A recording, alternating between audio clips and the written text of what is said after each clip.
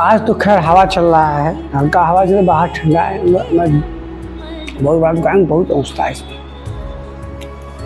मित्र ये बजान आप यही कह रहे होंगे कि हम बाँसुरी बजाते हैं, ये बजाते हैं, शंख बजाते हैं। तो मित्रों ये संगीत है। संगीत मित्रों इस परम पिता परमेश्वर को मैं याद करना चाहता हूँ, जिसने मुझे तन दिया। मैं उस सदगुरु को प्रणाम करना चाहता हूँ जो इस मार्ग पर मुझे लाना चाहते हैं। और महारानी महाराज भी प्रणाम करता हूँ, उनके गुरु परमानंद कुमार और पंडित रवि शर्मा को भी मैं प्रणाम करता हूँ। मित्रों पंडित रवि शर्मा, ये पंखा चालू तो बहुत गर्म हो रहा है ना, उस समय तो पाठ ले रहा हूँ। ये पंखा चलेगा तो पंखा हवा देता है, बाबू सोता है। अब मित्रों थोड़ा कम हुआ ठंडा, तो ये चला। मित्रों इसे छोटा मत समझिए, ना ना ना ना, देखन में छोटा लगा घाव पर गंभीर। बिहारी के दोहरे जैसे नावक के तीर, देखन में छोटा लगा घाव पर गंभीर। मित्र 3.5-4 घंटा चलता है ये। आप भी एक सुन लीजिए, लाइन कट जाता है तो मेरा आएगा। हालांकि यहाँ तो मीटर बैटरी लगा है, मेरा कोई दिक्कत नहीं है, घर पे अभी नहीं लगा है बैटरी मीटर। तो यही हम लोग करता है, उसे लाइन बहुत कम करता है, पेस काम होगा। बड़ा मस्त हवा देता है। म्यूजिक सामने मुँह करिए, ऐसे कर थोड़ा सा वो करिए। तो ये संगीत है मित्रों, ये संगीत से वक्त लगा है मित्रों। देखिए बाँसुरी है, ये माउथ आर्गन बोलते हैं इसको। 16 बजाता अमिताभ बच्चन।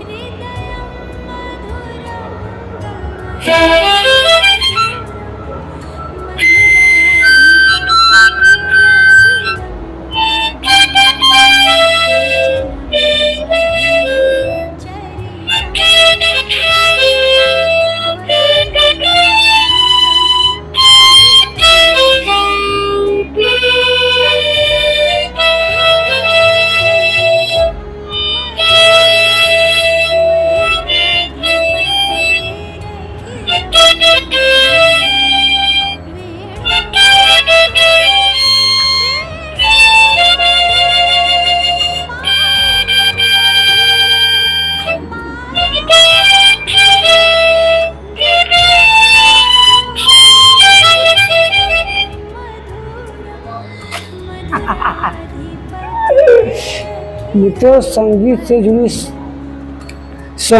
जुड़ी कायनात। संगीत में है दुनिया तमाम, संगीत में है अल्लाह आराम, और संगीत में है सब कुछ तमाम। मित्रों संगीत, ये संगीत जो कृष्ण की ध्वनि अंदर बज रही है, जो कबीर की ध्वनि बज रही है। मेरे गुरु कहते हैं कि अनाहत चक्र गगन मंडल में रस गगन गुफा से अजो है। तो अजय जो गगन मंडल है, जो ब्रह्मांड है, जिसको क्या बोलते हैं, इसको कौन चक्र है, तो ब्रह्मांड चक्र में क्या बोलते भाई, आज्ञा चक्र आगे गए। ये चक्र जो है, यहाँ जब रस गगन गुफा बढ़ता है तो ये अनहद नाद होता है। अनहद नाद बिना नाद के हुए नाद होता है। जब इंद्रियाँ जागृत होती है ना, चक्र जो छह चक्र हमारे में 7 चक्र हैं, मूलाधार, स्वादिष्ठान चक्र, मणिपुर, अनाहत चक्र हैं, और ये विशुद्ध चक्र, और ये आज्ञा चक्र, और ये सहस्त्र दल। तो सहस्त्र दल में वो होता है, जब साधक वहाँ पहुँचता है ना, तो उसका ऐसा आभास होता है। तो अनाहत चक्र वो नाद ध्वनि चलती थी, वो अनहद नाद ध्वनि, तो अनहद राग है, वो बड़ा मधुर लगता है। तो मित्रों आज हम कौन सा श्लोक पढ़ेंगे, तो आज हम 11वां श्लोक में पढ़ेंगे, क्योंकि मैं 10वां पढ़ दिया है और इन श्लोक 12वां में पढ़ दिया, मैं 13वां श्लोक पढ़ूंगा मित्रों। और मित्रों इस समय बज रहा है 10:50। अब यही पढ़ के हम समझ के चलेंगे अपने अपने घर। मित्रों मैं तो 2-4-10 लोगों की वीडियो बनाता हूँ, वही देखिए परमात्मा के मार्ग पर आ जाओ, क्या चाहिए, सनातन के मार्ग पर तो चाहिए।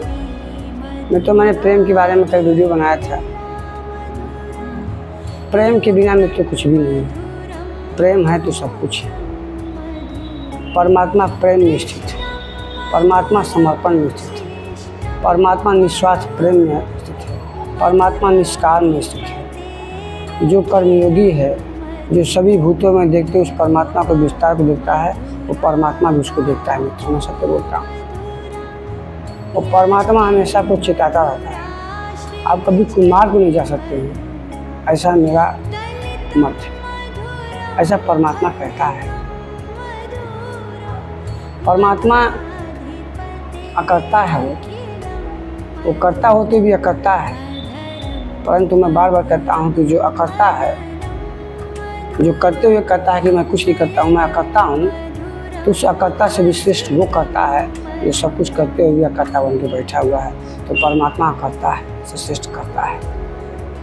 वो सब कुछ करने वाला है, वो नित्य है, वो सदा रहने वाला है।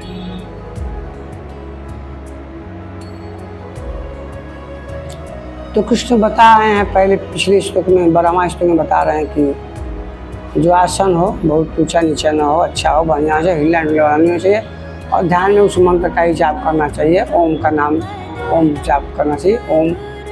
ओम का मित्रों, जो ओम होता है, ओम मतलब वह, ओम का मतलब वो ब्रह्म और आकार जिसका आकार है वो ब्रह्म का, तो उसी का जाप करना चाहिए। उसी को प्राणवायु में, जो प्राणवायु आती है, प्राणवायु का मतलब का जिससे सांस ले रहे हैं, तो इसमें कठिन सब। तो प्राणवायु क्या? प्राण का मतलब प्राण नहीं, प्राण किससे चल रहा है? आपका आपके वायु चल रहा है। तो प्राणवायु जो आप सांस ले रहे हो, छोड़ रहे हो, ध्यान समाधि में आप जाओगे तो उस प्राणवायु को यहाँ केंद्रित कर देना है। मतलब सांस उठाइए, बस यही केंद्रित हो गया। आप उसी पर ध्यान लगाइए और सारे संकल्पों का त्याग कर दीजिए।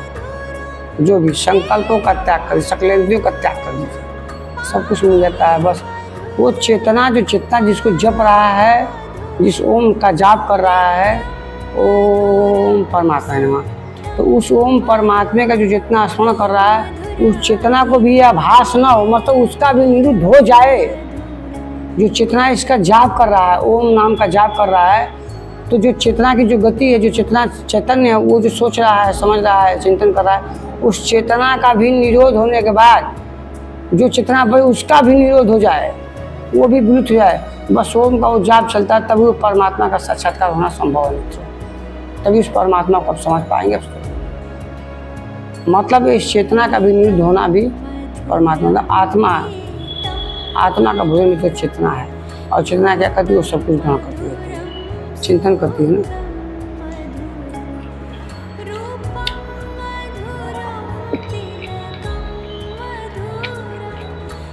लागा चुनरी में दाग छुड़ाऊं कैसे, घर जाऊं कैसे, अरे जाके बाबुल से नजरें मिलाऊं कैसे। लागा चुनरी में दाग छुड़ाऊं कैसे, घर जाऊं कैसे। लागा चुनरी, तो चुनरी में दाग लग गया। चुनरी में का हो गया? दाग लग गया। तो कौन चीज का दाग लग गया हो? यह माया, मोह, ईर्ष्या, अहंकार, तृष्णा, लोभ, इसी सब का दाग लग चुका है। पाप, कुकर्म, कुदृष्टि, कुविचार, पास है ना। तो जब दाग लग गया है तो बाबुल से नजरें कैसे मिलेगा? उस परम पिता परमेश्वर के सामने कैसे जाएगा ये आत्मा? तो इस आत्मा को पहले शुद्ध होना पड़ेगा, पहले धारणा करना पड़ेगा, फिर ध्यान करना पड़ेगा, फिर समाधि में जाना पड़ेगा। फिर समाधि में जाएंगे तो ब्रह्म और आप बचेंगे, तुम और ब्रह्म बचेगा। जब तुम का भी नाश होगा तो ब्रह्म ही बचेगा, और जब ब्रह्म बचेगा तो उस ब्रह्म में विलीन हो जाएगा। फिर लोगों का मित्रों वही परम गति, उसके बाद कोई जन्म कोई मरण नहीं होता है। उसके बाद कोई जन्म और कोई मरण नहीं है। सब चिदानंद स्वरूप रहता है, सब परमात्मा स्वरूप रहता है, सब उसी अथाह सागर में विलुप्त होता है। फिर परमात्मा उसको अपने शरण में ले लेता है। तो लगा चुनरी में दाग, तो चुनरी में दाग लग गया। यही चुनरी जो सुंदर मुनि ओढ़े, यही चुनरी ये सुंदर मुनि ओढ़े, और कि मैं लिखी नहीं, परंतु मेरे गुरु दास कबीर ने जतन से ओढ़ी, अजीव के त्यों रख दीनी। लागा चुनरी में दाग, छुड़ाऊं कैसे और घर जाऊं कैसे, एक फेंका महाराज। चुनरी में तो दाग लग गई है ना, तो चुनरी का दाग छूटेगा कैसे? मेरे गुरु के पास जाएंगे तो छूट जाएगा।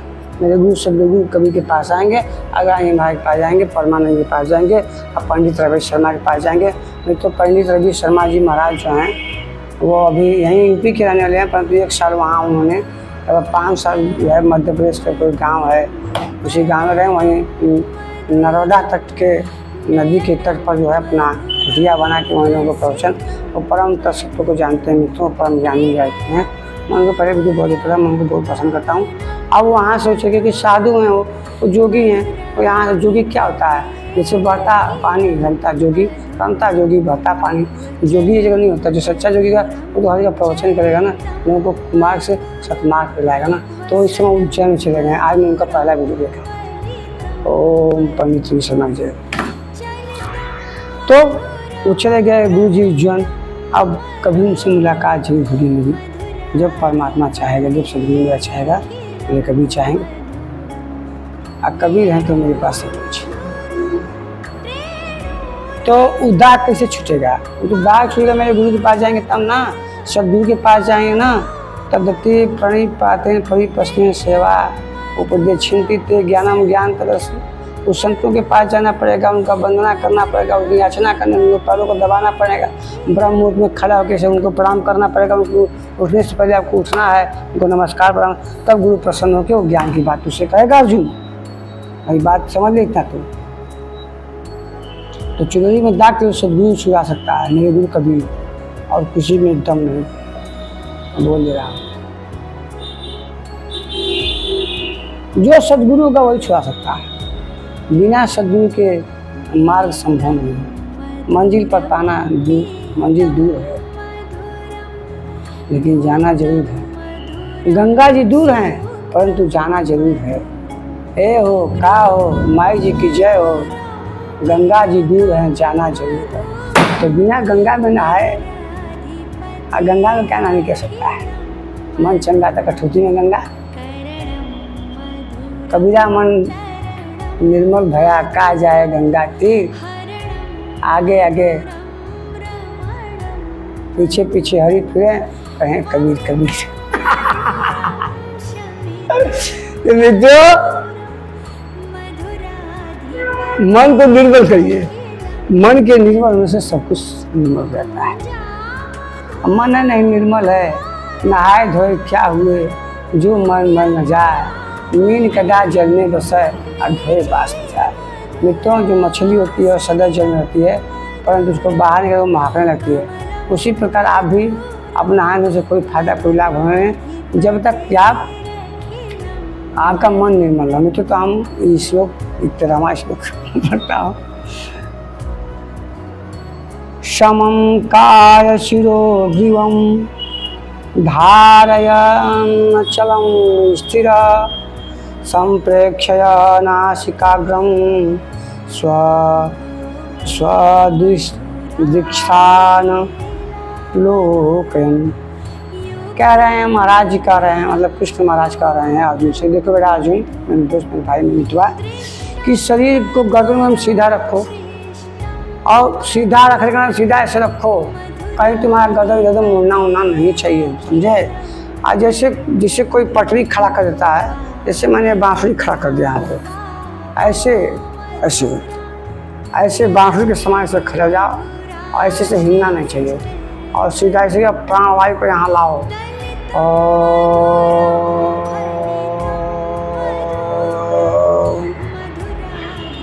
फिर इसी नाक से छोड़ो, जिससे लिए हो ना, ओम किए हो ना, तो अब उसी हवा से छोड़ो, फिर नीचे आओ। ऐसे करते करते क्या होगा, इतना बड़ा सांस है, फिर छोटा छोटा छोटा सा इतना छोटा यहीं पे सुख केंद्रित कर लेना, ऐसे ध्यान करना, ऐसे डंडा के समान करोगे और ज़्यादा हिलने डुलने वाला काम मत करना, बता दे रहे हैं कृष्ण समझा रहे हैं। और दृढ़ संकल्पियों के बैठो तुम, बस कहीं से बाहर से कोई आवाज़ आ रही, हमको कोई वो नहीं करना, बस हमको तो बस उसी वो में जाना है एकदम। और नासिका के अग्रभाग को देखते हुए, अब नासिका का अग्रभाग का है ऐसे देखा। अब देखा का मतलब नहीं कि देखत रहा नहीं, ये तो ध्यान केंद्रित करके तरीका बताओ जाता है। कृष्ण के बताओ तुम अर्जुन के कैसे तो करिया। अन्नों को तो निर्देश है कि नहीं, बल्कि बैठे पर सामने जहाँ दृष्टि पड़ती है वहाँ दृष्टि रहे और दाहिने बाएं मत देखा, बस ऐसे कैला ऐसे यही के देखा ऐसे दाएं बाएं मत करा, ऊपर नीचे मत करा। वो आवाज़ आओ तो यार वो कुछ कार ना करे हो, बस शांति से आराम से एकदम पटे से सीधा एकदम सही लाख खा रही हो। देखिए मेरा भी बहुत कर रहा है, हर वक्त ध्यान करिए ना, हर वक्त ध्यान, चलते फिरते उठते बैठते हर वक्त चिंतन करते परमात्मा का। अजपा जाप चलाइए, अजपा जाप हर वक्त, जिसको जपना न पड़े अपने से आए। इसे महाराज जी कहें बता रहे हैं, मेरे गुरु कभी जप जपा है, जपा तो का जपा यार, अजपा बिना जप चिंतन करा पाने वहाँ दृष्टि रहे और दाएं संस्था न करें, उन दिशाओं को देखते हुए ईश्वर कर बैठे रहें। अभी तो मैं कल बताऊंगा बस आज से। अभी कहीं क्या बताते हैं, क्या करेंगे उतना ही बातें तो सब वही चल रहा है, कैसे उठना है, कैसे बैठना है, कैसे नाक को सीधा करना है, कैसे क्या करना है, सीधे बैठना है, परमात्मा का ध्यान करना है, ओम का जाप करते रहना है। हाँ यही सब तो करना है और कुछ करना नहीं है। बस हमें तो कहता है दिन भर जते रहिए, हर वक्त हर वक्त उसका नाम लेते, उठते बैठते हफ्ते सोते सोते बैठते, बाथरूम जाते हो भी उसी का नाम दीजिए, उठिए तो फिर उसी का नाम हर वक्त करते रहिए ना। अब क्या कोई कस्टमर कोई ग्राहक है उसको परमात्मा देखिए, उसमें सब में परमात्मा, कुत्ता बिल्ली चाहिए सब में उसको मारी सब। महावीर क्या कहते हैं कि एक जीव का भी हत्या नहीं चाहिए, और बुद्ध का जो सही है। तो ऐसा बुद्ध क्यों ऐसे सोते हैं, ऐसे मैं जीव तो अक्सर जब जाता हूँ तो मैं जब योग करता हूँ तो मैं ऐसे जरूर सोता हूँ, ऐसे गोद फैला के ऐसे हाथ रखे ऐसे भगवान विष्णु मैं सोता हूँ। तो मैं क्यों सोता हूँ, लड़के कहते हैं कि अपने आगे बहुत बड़ा संत बन रहे हैं, आते हैं जिम में तो योग करते कैसे। अरे यार तुमको क्या जानेंगे, आज मैं यहाँ साधना कर रहा हूँ, घर पे कर रहा हूँ, मैं जो भी कर रहा हूँ मैं ये कर रहा हूँ कि जब मैं इसलिए से करता हूँ ताकि तकिया का सहारा माने मैं साधु बन गया, अच्छा खासा साधु। तो मुझे तकिया कहाँ मिलेगा, मुझे घर पर 2 तकिया चाहिए, तो मैं 2 तकिया का कमी नहीं रहती है, इसलिए मैं ऐसे करके सोता हूँ ताकि जब तकिया का मैं त्याग कर दूँ तो ऐसे करके ध्यान करते रहूँ। तो वही महाराज जी बता रहे हैं कि ऐसे करना है। हमें तो थोड़ा सा